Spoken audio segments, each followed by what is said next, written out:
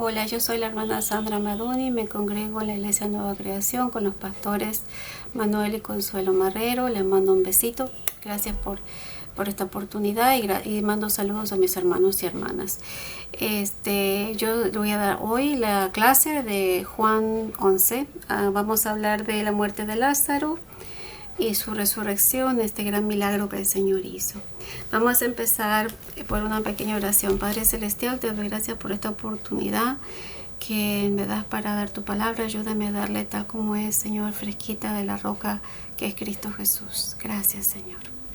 Bueno, aquí empezamos situando a Jesús en las afueras, donde vienen mensajeros a avisarle que Lázaro está enfermo. Número 1. Estaba entonces enfermo uno llamado Lázaro de Betania, en la aldea de María y de Marta su hermana. Dice aquí, Lázaro de Betania, María y Marta, ella los había conocido. El evangelista Lucas, en los sinópticos, nos habla de quién era. Lucas 10, 38, 42. Hay una referencia a cómo se encontró Jesús con esta familia. Se dice que Marta la recibe y le sirve, pero María se había sentado a sus pies como un discípulo para escucharle y aprender. Jesús le enseña a Marta que el servicio no es más que Dios mismo y que el tiempo que pasamos con Dios, estudiando la palabra y buscando su presencia, nunca nos será quitado. Bendito sea el Señor. Después, Betania está al lado del Monte de los Olivos, y de acuerdo con Juan 11, 18, está a tres cuartos de hora de Jerusalén. Okay. En el versículo 2. María, cuyo hermano Lázaro estaba enfermo, fue la que ungió al Señor con perfume y le enjugó los pies con sus cabellos. Esta información nos indica que María... esta información no indica que María ya había ungido a Jesús. Esto iba a ocurrir luego en Juan 12, versículo 3. No se confundan con Lucas 7, que era otra mujer que lloró sobre los pies de Jesús y lo secó con sus cabellos. El versículo 3 dice: enviaron pues las hermanas para decir a Jesús: Señor, he aquí que el que amas está enfermo. Las hermanas de Lázaro, según la tradición, según la tradición bíblica, se supone que eran mayores que él. Entonces enviaron mensajeros y se remarca al que tú amas, más que Lázaro, el que te ama, ¿verdad? Y el original griego de el que te ama está enfermo es philo, que hay varias palabras para el amor en griego, pero philo significa amistad, familia. En griego está la palabra philos, que es el amor entre familia, de amistad. Storge, que es un tipo de amor que es un amor que quiere la exclusividad, que es un poquito celoso, ¿no? Como el amor de Dios por nosotros. Hay como un celo santo, ¿verdad? No es una cosa enfermiza, sino que quiere una exclusividad. Ágape, que es el amor divino, el amor que no pide nada a cambio, es el amor que no implica una reciprocidad. Yo te amo aunque no me ames. Ese es el amor que Dios tiene por el mundo, que mandó a su Hijo a morir por el mundo, ¿verdad? Epitimia, que es otro tipo de amor, y después está Eros, que todos sabemos lo que es. Bendito sea el Señor. El número 4 dice aquí: oyéndolo Jesús dijo: esta enfermedad no es para muerte, sino para la gloria de Dios, para que el Hijo de Dios sea glorificado en ella. Jesús no iba a... Él sabía que no era una sanidad. O sea que esto no se trataba de una sanidad, esto era una resurrección. Recordemos que Lázaro fue resucitado, pero un día murió naturalmente. Jesús es el primer resucitado que asciende con su cuerpo glorificado. Él fue la primicia de los que durmieron, según 1 Corintios 15, 24, el primogénito de muchos hermanos, Romanos 8, 29. Bendito sea el Señor. Versículo 5, llamaba Jesús a Marta, a su hermana y a Lázaro. Y aquí que acá hay un cambio, porque cuando Juan usa la palabra amor para hablar del amor de Jesús por Marta, por María, ¿verdad? Y Lázaro, usa la palabra ágape, que es el amor divino, que es mayor que philos, que es el amor de familia. Bendito sea el Señor. O sea que Juan tenía la perspectiva del Señor, y las hermanas de Lázaro ya tenían, ellos apelaban a la amistad que tenían con él, pero sin embargo Dios los amaba con amor divino, porque él al final, en el funeral, él lloró, y después vamos a ver por qué él lloró. Yo aprendí muchas cosas nuevas en este estudio, bendito sea el Señor. Versículo 6. Cuando yo pues, que estaba enfermo, se quedó 2 días más en el lugar de donde estaba. Ok. La frase anterior sirve de aclaración. A pesar de su amor por ellos, a pesar de su amor divino, él se quedó 2 días más. Los comentaristas dicen que Lázaro probablemente falleció poco después de que los mensajeros se fueran. Donde él estaba en Betábara, que lo vimos en Juan 10:40, eran como 30 millas desde Betania. Es un día de viaje. Un día se ocupó para ir a llevar el mensaje, se quedó 2 días y así pasó un día para llegar. El versículo 7. Luego, después de esto, dijo a los discípulos: vamos a Judea otra vez. Regresaban a Judea a pesar del peligro, ¿verdad? Le dijeron los discípulos: Rabí, esa es la palabra respetuosa en hebreo para maestro. En este caso Juan no usó la palabra maestro, que viene del griego, pero dice aquí, le dicen los discípulos, porque lo amaban mucho, no querían perderlo, los judíos, o sea, las autoridades. Acuérdense que Juan, cada vez que dice judíos, no se refiere a toda la nación, se refiere a las autoridades judías, al Sanedrín, a los fariseos, a los saduceos, ¿verdad? A los sumos sacerdotes, que ellos procuraban apedrearte. Dice: otra vez vas allá. Y Jesús le dice: no tiene el día 12 horas, el que anda de día no tropieza porque ve la luz del mundo. Entonces los judíos dividían el día desde el amanecer hasta el atardecer en 12 partes. También se ve eso en Juan 9 del 4 al 5, donde se hace referencia a trabajar de día porque se acerca la noche. Lo que él estaba tratando de decir, es la segunda vez que usa esta figura: mientras yo esté aquí, sigo trabajando. Mientras la luz esté, que es Jesucristo, yo voy a seguir trabajando. Versículo 10. Pero el que anda de noche tropieza porque no hay luz en él. Entonces acá hay una comparación con el viajante. De la misma manera que se viaja de día para no tropezar porque hay luz, Cristo, la luz del mundo, ilumina al creyente para que vea el camino, que vea sus peligros y los obstáculos y los evite. Número 10, si está conectado. Jesús explica lo que pasa en la oscuridad, porque dice acá que no hay luz en él. Dice aquí: pero el que anda de noche tropieza porque no hay luz en él. El versículo 10 dice eso porque él está explicando que en la noche uno no ve el camino. Bueno, a nadie le gusta viajar de noche. Yo creo que la única manera de viajar de noche tranquila es en avión. Pero si uno está guiando y uno por ahí ve sombras, no se ve bien. Entonces siempre se decidió viajar de día. Y el Señor se está refiriendo a la luz interior. El que no tiene la luz interior tropieza. Por eso, como es, no es que quiera predicar, pero el Señor tenía paciencia con la gente que no tenía la luz de Cristo, porque tropezaba, se equivocaba. Él tenía mucha compasión por los pecadores, pero era bien exigente con los religiosos. Porque ellos conocían la escritura, ellos sabían un poco más. No todo el mundo sabía leer, no todo el mundo conocía la escritura como la conocían ellos, pero ellos sí la conocían. Sin embargo, no tenían la revelación, ¿verdad? Y dice Jesús en un momento que él le dio la revelación a sus pequeñitos, y los pequeñitos o los pequeños niños son sus discípulos. Bendito sea el Señor. Número 11. Dicho esto, les dijo: después nuestro amigo Lázaro duerme, me voy para despertarle. Según el expositor del Nuevo Testamento griego, estas cosas él habló después de eso. No sabemos cuánto tiempo pasó. En Juan 11:15 dice: vamos a él. Le indica que pasaron como 2 días. 12. Dijeron entonces sus discípulos: Señor, si duerme, sanará. Bueno, y esta es una cosa muy importante, porque yo nunca entendí por qué ellos decían eso. Aquí que el dormir es también imagen de la muerte. Acá hay un juego, ¿no?, con la palabra dormir. Jesús estaba hablando de dormir como la muerte. En 1 Tesalonicenses 4, del 13 a 14, se habla de la muerte como un sueño, ¿no?, de aquellos que duermen en el Señor.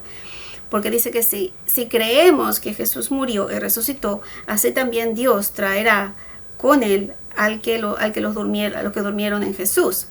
Pero Jesús les hablaba de la muerte del sueño, ¿no?, de que la muerte es como un sueño. Sin embargo, los discípulos, como es su cultura, estaban enfrascados en la cultura y el Talmud. según Ellicott, dice que el sueño era uno de los 6 síntomas de recuperación.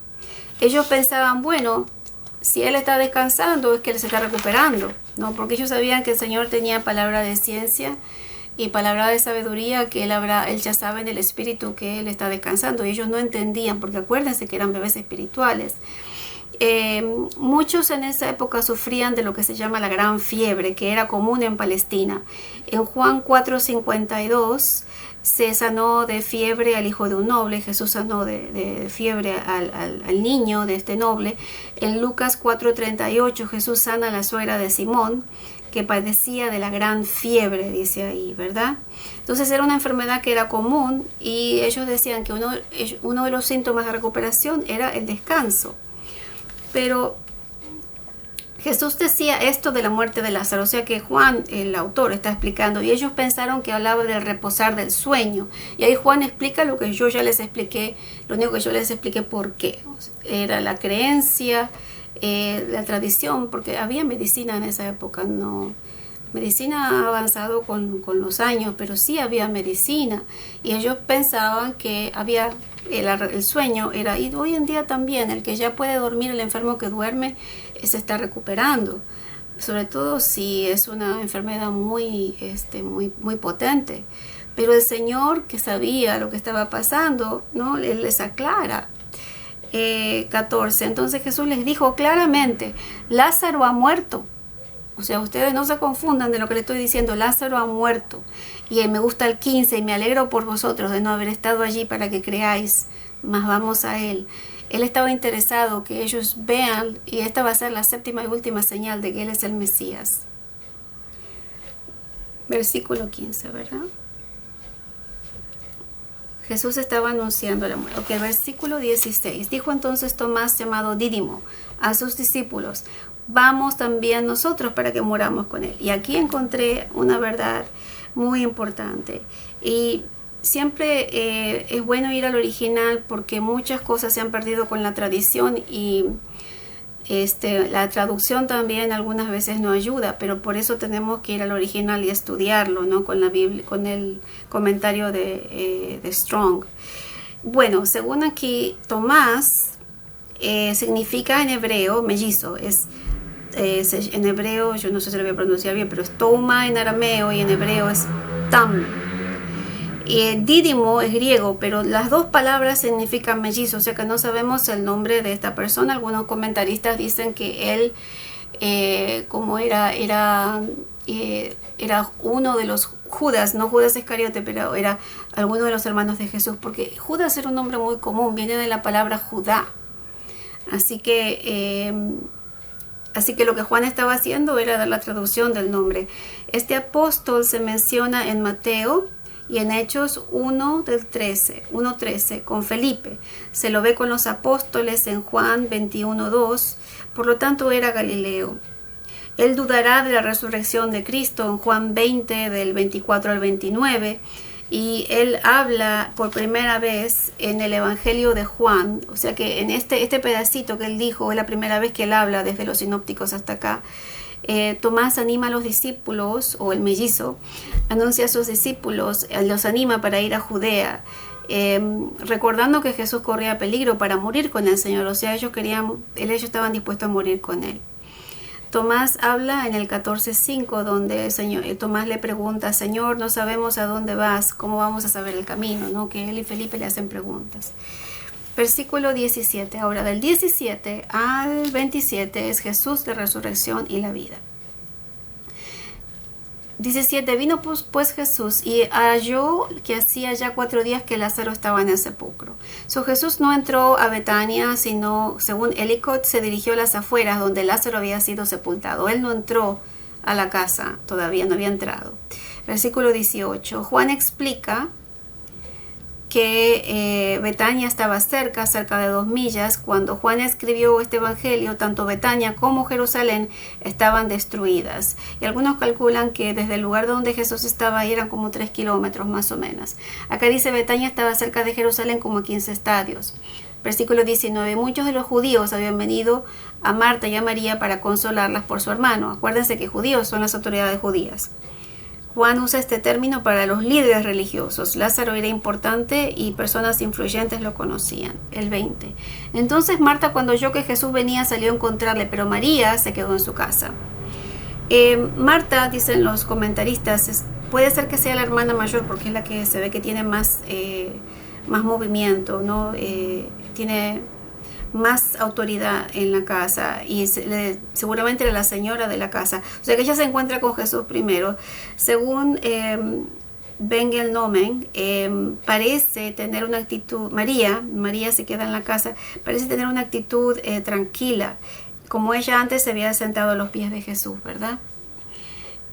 Marta, 21. Y Marta dijo a Jesús: Señor, si hubieses estado aquí, mi hermano no habría muerto. Y esto es importante porque después María le va a decir exactamente lo mismo. Las dos tenían el mismo pensamiento.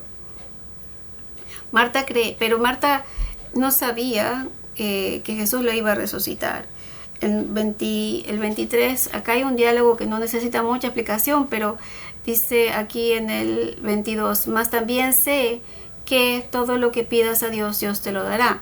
O sea que ella creía que iba a ser un milagro, pero más adelante Jesús invita a creer en el Mesías, así que vamos a dejarlo ahí y vamos al 23. Jesús le dijo: tu hermano resucitará. Ahí también le explicó, como le tuvo que explicar a los discípulos, de lo que él realmente estaba hablando. Marta le dijo: yo sé que resucitará en la resurrección en el día postrero. 25. Que le dijo Jesús: yo soy la resurrección y la vida, el que cree en mí, aunque esté muerto, vivirá. Bendito sea el Señor. La creencia de la resurrección había sido promovida a través de Daniel 12:2. Y muchos de los que, dice acá el versículo, lo estoy leyendo, y muchos de los que duermen en el polvo de la tierra despertarán, unos para vida eterna y otros para la ignominia, para el desprecio eterno. Y esa fue la visión que le dio el arcángel Miguel, ¿verdad? Los fariseos la sostenían a través de la tradición oral. No había mucha información, no había información textual para esto. Los saduceos no creían en nada de eso. En Marcos 12:18 se dice que los saduceos decían que no hay resurrección. En Hechos 23:8 los saduceos decían que no hay resurrección, ni ángeles ni espíritu, pero los fariseos creían en todas estas cosas. Bendito sea el Señor. Después dice en Juan, eso es un recordatorio para nosotros, en Juan 6:39 Jesús expresa que la voluntad del Padre es que nadie se pierda y que Él lo resucite en el día posterior. Así que Marta estaba correcta con lo que estaba diciendo, pero el Señor le decía que va a resucitar ahora. Bendito sea el Señor. Jesús le dijo: yo soy la resurrección y la vida, y el que cree en mí, aunque esté muerto, vivirá. Número 26, y todo aquel que vive y cree en mí no morirá eternamente. ¿Tú crees esto? Lo que le estaba diciendo a ella era: ¿tú crees que yo soy el Mesías? Porque solamente el Mesías podía hacer. Ellos conocían bien las profecías mesiánicas y ellos sabían que era el único que podía hacer estas cosas. O sea que él le decía: si tú crees que yo soy el Mesías, el que puede resucitar de los muertos. Esa era una pregunta. ¿Crees esto? ¿Tú crees que yo soy el Mesías y puedo resucitar de los muertos? Marta le dice: sí, Señor, yo he creído que tú eres el Cristo, el Hijo de Dios, que ha venido al mundo. Esa es una confesión súper importante. Acuérdense que la revelación viene a través del Espíritu Santo. Bendito sea el Señor. Ella confesó que ella creía que era el Mesías, el ungido de Dios. Recordemos la revelación que tuvo Pedro en Mateo 16:17. Y Jesús le responde: bienaventurado eres Simón, hijo de Jonás, porque esto no te lo reveló ni carne ni sangre, sino mi Padre que está en los cielos. O sea, son personas con las que el Señor estaba trabajando y se las acercaba a Jesús porque ya estaban listas para recibir salvación. Número 28. Jesús llora ante la tumba de Lázaro, del 28 al 37. Marta tuvo cuidado porque las autoridades judías estaban ahí. Fíjense cómo Marta tiene cuidado. Habiendo dicho eso, llamó a María, su hermana, diciéndole en secreto, porque no quería que las autoridades judías se enteraran, no quería perjudicar al Señor Jesús. El maestro te llama. Ok. Marta tuvo cuidado. El verso 20 dice que él no entró en la casa Rabí en hebreo, ya le dijimos, no dice rabí aquí, acá dice maestro. No vemos cuando Jesús le pide por María, pero en el relato se deduce que sí pidió por María. En el versículo 29, ella cuando lo oyó se levantó deprisa y vino a él. María se sale de su tristeza para ver al maestro. O sea, ella estaba llorando, compungida, sin esperanza, y cuando le dio una alegría muy grande cuando ella escuchó eso, porque acá dice que se levantó deprisa. O sea, que ahí hubo emociones para ver al maestro. Ella tenía una conexión muy fuerte con Jesús. Versículo 30. Jesús no había entrado en la aldea, fíjense que no estaba en la aldea, sino que estaba en el lugar donde Marta le había encontrado. O sea que yo me imagino, y hay una versión del libro de Juan que es la Biblia visual, donde ponen que eso pudo haber sido, eso es histórico. Había gente acampando con tiendas ahí cerca del sepulcro y ahí estaba Marta. Como es, y ahí se dirigió María cuando escuchó, y estaban como escondidos y Jesús estaba en una tiendita cuando apareció María. Jesús todavía no había entrado a la aldea, sino que estaba en el lugar donde Marta le había encontrado. 31. Entonces los judíos que estaban en casa con ella la consolaban. Cuando vieron a María se había levantado deprisa y había salido. La siguieron diciendo, va al sepulcro a llorar ahí. Ellos creían que ella iba a demostrar sus sentimientos ahí cerca del sepulcro. Entonces ellos la siguieron. María, verdad, dice acá, María cuando llegó a donde estaba Jesús, al verle se postró a sus pies diciéndole, Señor, si hubieses estado aquí no habría muerto mi hermano. O sea que es la misma conclusión que había dado, ¿verdad? Y acá hay una enseñanza muy importante, porque todo en la Biblia es estratégico. Lázaro es la forma latina de Eleazar, que en hebreo significa Dios es mi ayuda. Y con este milagro el Señor culmina las señales. Versículo 33. Jesús entonces se va llorando, y a los judíos que le acompañaban también llorando, se estremeció en espíritu y se conmovió. Bueno, cuando yo estudiaba esto, yo lo leía, decía, bueno, se puso triste. No realmente. Jesús ve la conmoción de María y de los líderes judíos, porque miren, él dice aquí que él ve a los líderes judíos. Dice, se estremeció en espíritu. Entonces yo me fui al original griego a ver de dónde viene, porque esos estremecerse en el espíritu pueden ser tantas cosas. Aquí dice en primaomai, que quiere decir movido por la ira, la indignación o el enojo, indignado en su espíritu. Eso fue lo que estaba queriendo. Él estaba enojado, pero yo decía, ay Señor, ¿por qué estaba enojado de ver a toda la gente llorando? También dice que se conmovió, y viene de la palabra tarazó, que habla de una agitación personal, como que le sacudió el cuerpo.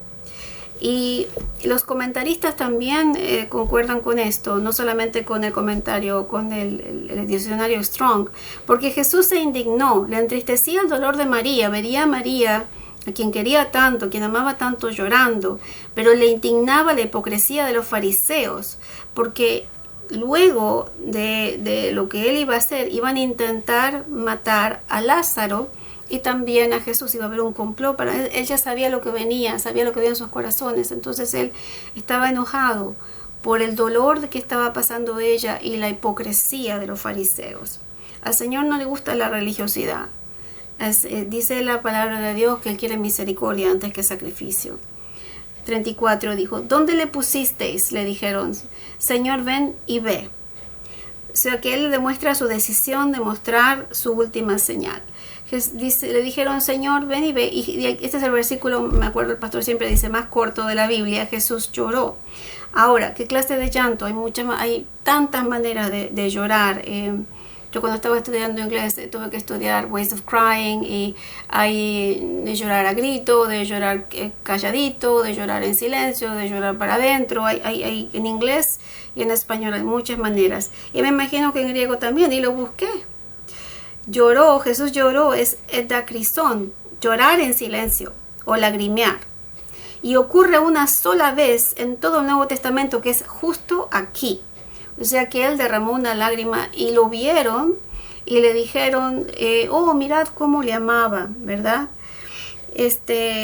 Ojo, que ese comentario, ¿cómo es? Era superficial, porque usaron la palabra filos, o sea, eran amigos, se conocían, eso es lo que quería decir, porque cuando nosotros usamos la palabra amaba en el español, hay una sola palabra para amor. Entonces, bueno, y hay grados, ¿no? Decir, para algunas culturas, en algunas culturas hispanas, te quiero es menos que te amo. En mi país, te quiero para siempre, te amo es para la novela. Nadie dice te quiero en Argentina.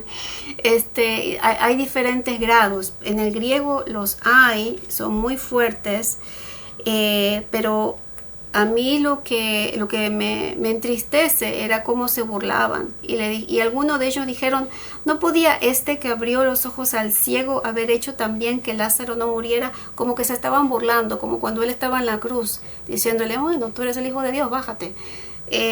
Esa burla fea, ¿verdad? No significa que ellos creían que él podía hacer eso, sino, según los comentaristas, que era una burla. Vamos a la resurrección de Lázaro, versos 38 al 44. Dice aquí, Jesús, profundamente conmovido, otra vez vino, y esta vez la misma palabra, la indignación que él tenía profundamente, vino al sepulcro. Era una cueva y tenía una piedra puesta encima. Okay. Las cuevas eran para la gente rica. A Jesús le dieron una tumba para una persona rica. Se dicen que era la tumba de José de Arimatea, que era de su familia.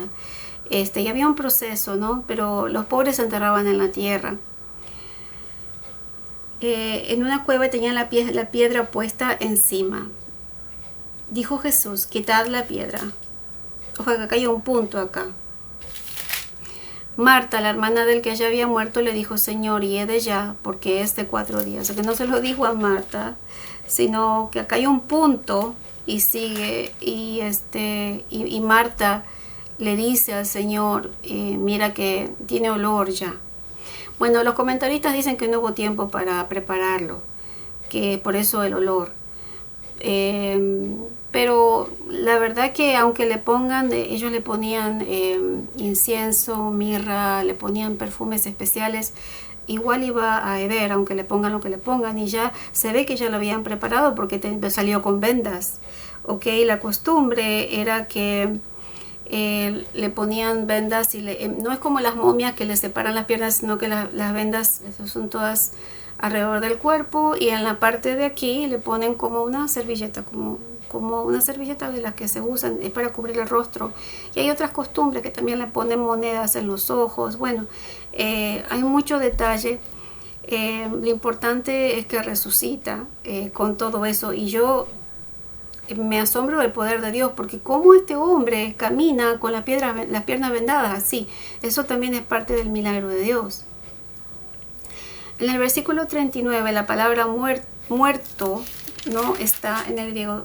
39 dice, Marta, la hermana del que había muerto, le dice, bueno, el original griego no dice eso, el original dice que ha estado en el sepulcro 4 días, ¿ok? Lo mismo que en 11:17. En Juan 11:44 explica que se había tratado el cuerpo con especias y aromas, se lo habían envuelto en un sudario como lo será Cristo, se vendaba el cuerpo con lino y se le ponía una servilleta en la cabeza. Si ustedes quieren saber más, pueden investigar el sudario de Turín, donde ahí explican cómo dicen que es el sudario del Señor Jesús. Es posible. Muchos científicos lo corroboran, pero ahí explican con qué especias y con qué tratamientos se preparaba el cuerpo. 40. Jesús le dijo, no te he dicho que si tú crees verás la gloria de Dios. Bendito sea el Señor. Me olvidé de esto. De acuerdo con el Talmud, estaba prohibido abrir una tumba después de que había sido cerrada, y tocar a los muertos implicaba contaminación. Jesús nunca tocó el cuerpo. Versículo 40. Ahora sí, el clásico, no te dije que si tú crees verás la gloria de Dios. Y la gloria de Dios son muchas cosas. lo que ellos iban a ver, el milagro, iban a ver, en la gloria de Dios suceden los milagros. En la gloria de Dios hay liberación sin tener que reprender. La gloria de Dios es hermosa. Bendito sea el Señor. El 41. Entonces quitaron la piedra de donde había sido puesto el muerto, y Jesús, alzando la voz en alto, dijo: Padre, gracias por haberme oído. Ok. Por la declaración se ve que Jesús ya había orado por esto. Los comentaristas dicen, es posible que él haya hablado, haya pedido algo así al Padre, o haya pedido que el Padre sea glorificado. Lo que creo que es más efectivo, porque repetidamente en el libro de Juan, Jesús ora por eso. Ora para que el Padre sea glorificado constantemente. Se ve en Juan 12, 28, 34. Juan 13:31, Juan 17 del 1 al 11, el Padre se glorifica en el Hijo. Yo sabía que siempre me oyes, pero lo dije por causa de la multitud que está alrededor, para que crean que tú me has enviado. El yo en el original es enfático, dice yo sabía, es enfático, bien remarcado, yo sabía. Y aclara que las oraciones de Cristo son siempre oídas. Y acuérdense que Él está intercediendo por nosotros delante del trono de la gracia. Versículo 43. Y habiendo dicho esto, clamó a gran voz: Lázaro, sal fuera. Alzó su voz de autoridad, como cabeza de la creación a la vista de todos. Él es el dueño de todo lo creado. Así que Él tenía que decir solamente el nombre. Mucha gente dice eso, yo creo que es cierto. Si Él hubiese dicho salgan fuera, va a haber más de un muerto resucitado. Pero como dijo solamente Lázaro, Lázaro fue el que recibió el milagro. Y el que había muerto salió atada las manos y los pies con vendas y el rostro envuelto en un sudario, como les dije antes. Y Jesús le dijo: desatadle y dejarle ir. Y eso es bien interesante, porque parece que hay una parte que lo hace Dios, una parte que lo hace la iglesia, ¿no? El Señor rescató, resucitó a esta persona, pero el trabajo de la iglesia, de los discípulos, todavía no estaban formados como iglesia, pero eran sus discípulos, era ese: desatarle y soltarlo. Bueno, hasta ahora no hay mucha concordancia con los sinópticos, excepto en el primer versículo, pero sin embargo el 45 al 57 tenemos referencias del complot para matar a Jesús en Mateo, Marcos y Lucas. En Mateo 26 del 1 al 5, Marcos del 14 del 1 al 2, Lucas 22, 1 al 2. Versículo 45. Entonces muchos de los judíos que habían venido para acompañar a María y vieron lo que Jesús hizo, creyeron en él. Esta señal se vio para que muchos creyeran. Ojo que dice que muchos creyeron, no todos. Pero algunos de ellos fueron a los fariseos y les dijeron lo que Jesús había hecho. O sea que había otros que lo fueron a acusar al Sanedrín. Entonces los principales sacerdotes y los fariseos reunieron el concilio y dijeron: ¿qué haremos? Porque este hombre hace muchas señales. Y el concilio, el Sanedrín, se reúne para deliberar. Jesús se está ganando el favor del pueblo y eso a ellos les preocupa, y hace milagros. Ellos no pueden hacer ningún milagro, o sea que hay una especie de envidia ministerial, si ustedes quieren verlo así. Cuando dice hombre, él, según los comentaristas, es falta de reverencia, porque no dicen este rabí, este maestro, este profeta, no, le dicen hombre, ni siquiera le quieren dar un poco de respeto. 48. Si le dejamos así, todos creerán en él, y vendrán los romanos y destruirán nuestro lugar santo, o sea, el templo, y nuestra nación. No existían como nación, pero sí eran nacionalistas. Ya había mucha dispersión, o sea que lo que quedaba era un poquito de gente ahí, en ese territorio gobernado por la opresión romana, y no tenían mucho. O sea, ellos tenían cierta libertad, pero no era 100%. Ya habían dicho este hombre en Juan 9:16 y el versículo 24. Habían dicho: este hombre no es de Dios, este hombre es un pecador. Jesús no seguía las leyes estrictas que ellos ponían por tradición, y por eso le decían transgresor de la ley. Sin embargo, Jesús vino a cumplir la ley de Dios en su perfección, en su sacrificio, su muerte y resurrección, para que a través de él tengamos la vida eterna. O sea que él cumplió la ley en su cuerpo, para que nosotros a través de Él podamos llegar a la creación, a la nueva criatura en Él, a través de Él, ¿verdad? Bendito sea el Señor. Versículo, Santo Dios. Entonces Caifás, uno de ellos, sumo sacerdote, aquel año les dijo: vosotros no sabéis nada. El sumo sacerdote, era el principal. Ellos no estaban preocupados por la identidad del Mesías, tenían más temor de la sedición. Querían controlar la situación, no querían que Roma interviniera porque tenían miedo de cosas que habían pasado antes. Más adelante, después de la crucifixión, los discípulos se van de Jerusalén por la advertencia que les hace el Señor que salgan de Jerusalén cuando vean ciertas señales. Entonces ellos vivían de los montes y se empezaron a dispersar y predicar el Evangelio, pero hubo sedición tras sedición hasta que termina con la caída total de Jerusalén más adelante, en el año 70 del año del Señor. Versículo 49 dice: el sumo sacerdote era el principal por un año.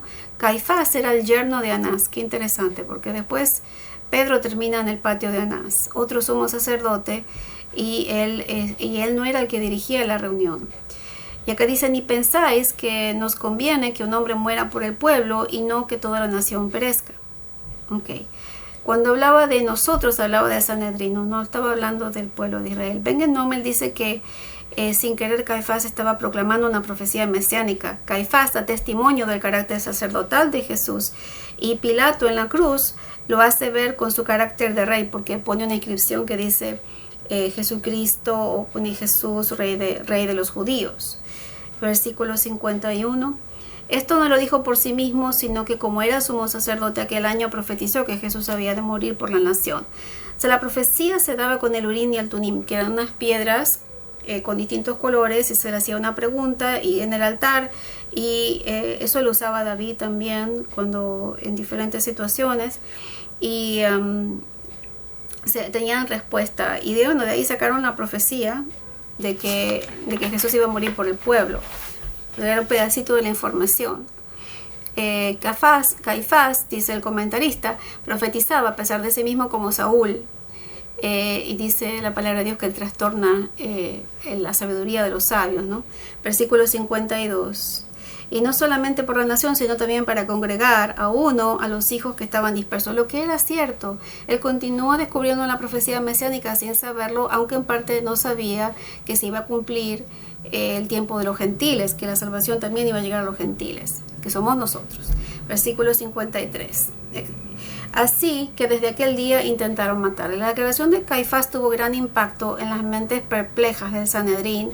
Algunos del Sanedrín no apoyaban esta propuesta y se separan del Sanedrín. Lo vemos en Lucas 23, 51 y 52, donde explica que José de Arimatea no consintió a la sentencia, y él esperaba él mismo el reino de Dios, y también él pidió el cuerpo a Pilato cuando Jesús murió en la cruz.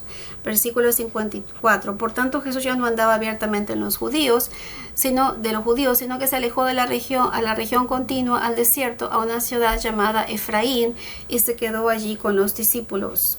Versículo 54. Jesús ya no anduvo abiertamente, y tampoco se expuso a las autoridades judías. Se va a un pueblo que ahora no existe. Eusebio dice que quedaba 8 millas, Jerónimo dice que quedaba 20, no hay seguridad.